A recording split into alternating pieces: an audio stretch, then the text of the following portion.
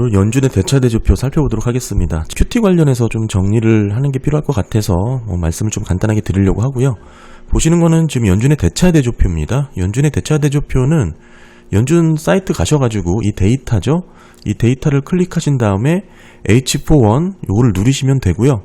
그럼 여기서 주별로 매달 업데이트가 됩니다. 가장 최근 게 지금 보시면 5월 8일자죠. 이걸 누르시면 지금 5월 8일자 연준의 대차대조표를 보실 수가 있고 1번 항목에 나오는 게 연준의 전체 자산이다 이렇게 보시면 됩니다.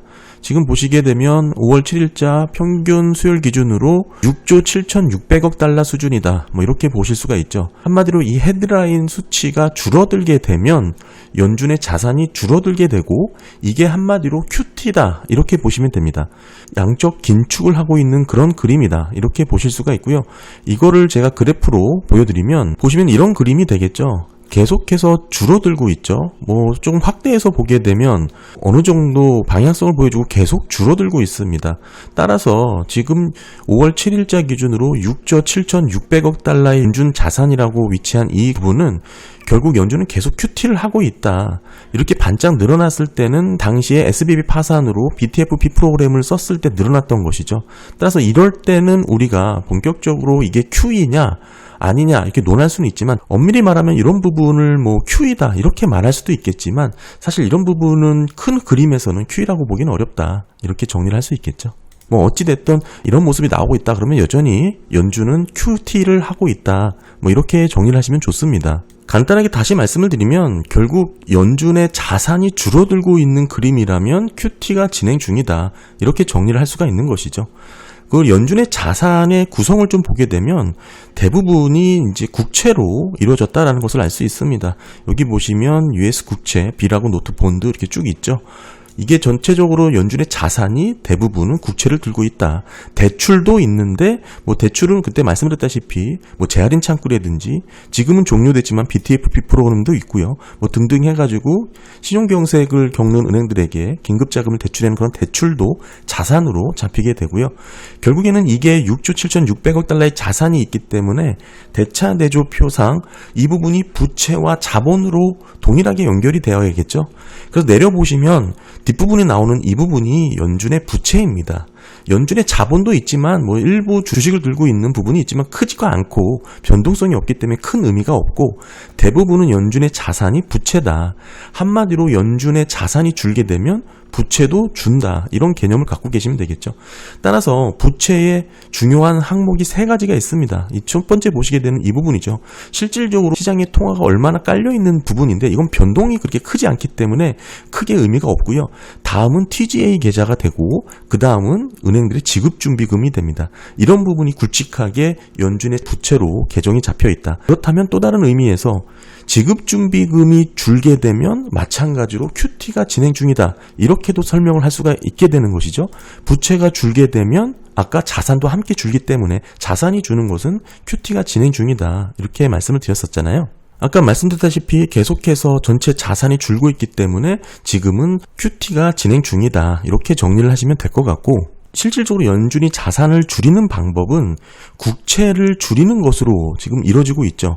보시게 되면 이 전반적으로 연준이 들고 있는 국채의 규모인데 현재 5월 7일자 기준으로 4조 2,160억 달러를 들고 있습니다. 이게 연준이 들고 있는 국채의 전체 규모인데 계속 줄어들고 있죠. 그렇기 때문에 확대해서 보더라도 실질적으로 지금 현재 연준은 계속 국채를 줄이고 있는 QT를 하고 있다. 이렇게 볼 수가 있습니다. 그런데 왜 지금 이게 QE라는 얘기가 왜 나오냐? 제가 곰곰이 생각을 해보니까 아마 이런 부분을 보고 좀 생각을 하신 것 같아요. 예를 들면 아까는 보여드린 게 전체 국채의 흐름이고 이 부분은 1년 미만의 90일 이상 1년 미만의 국채 보유량입니다. 보시게 되면 좀 올랐잖아요. 이렇게 오른 부분을 갖고 결국에는 증가가 됐기 때문에 QT가 아니고 QE 아니냐 뭐 이렇게 해석할 수도 있는데 너무 디테일하게 보시는 거죠. 이건 90일에서 1년 사이에 국채 보유량의 변화고 변동성이 있을 수밖에 없는 거죠. 그리고 이 부분은 1년에서 5년 사이의 국채 흐름입니다. 보시면 계속 줄어드는 가운데 이런 변동성이 나타날 수도 있는 것이죠. 네, 보시게 되면 이건 5년에서 10년 국채의 흐름이고요. 네, 그리고 이거는 10년 이상의 국채 흐름입니다. 보시기엔 계속 증가하고 있죠. 제가 그래서 연준은 10년 이상의 장기물 국채는 줄이지 않고 있다. QT를 하고 있는 가운데서도 장기물은 계속 늘어나고 있다. 이렇게 말씀을 드렸습니다. 한마디로 이 만기별로 이 국채의 흐름을 모두 정리를 해서 보게 되면 이렇게 줄게 되는 모습이 나오고 이게 줄고 있기 때문에 연준이 들고 있는 전체 자산의 규모도 함께 줄어드는 모습이다. 다만 세부적으로 보게 되면 뭐 등락을 보이는 것도 있고 그 가운데서 전반적으로 뭐 계속 증가하는 부분이 있는 것도 있고 이런 게 합쳐져서 전체 국채가 계속 줄어들고 있다. 연준이 현재 기준으로 들고 있는 전체 국채는 4조 2160억 달러 수준이다. 계속 줄어들고 있잖아요. 이렇게 보시면 되고요. 근데 여기서 조금 더 깊게 들어가 보면 지금 10년 이상의 국채 흐름이 계속 늘어나고 있잖아요. 이런 모습이 사실은 전체 국채량은 줄이지만 장기채 비중은 계속 늘어나고 있는 그런 그림이다. 이렇게 볼 수가 있는 것이죠. 한마디로 연준이 장기채 물량에 있어서는 적극적으로 개입을 하고 있는 모습이다. 이렇게 볼 수가 있고 사실 이런 흐름 자체가 채권 시장에 많은 왜곡을 불러올 수도 있는 그런 부분이 없지 않아 있습니다.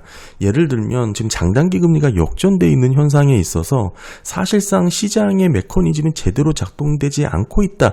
이렇게 주장하시는 분들의 근거 중에 하나가 바로 연준이 계속해서 많은 비중으로 그것도 계속해서 증가되는 수준의 장기채 보유를 늘리고 있다는 이 부분을 언급하는 경우도 많거든요.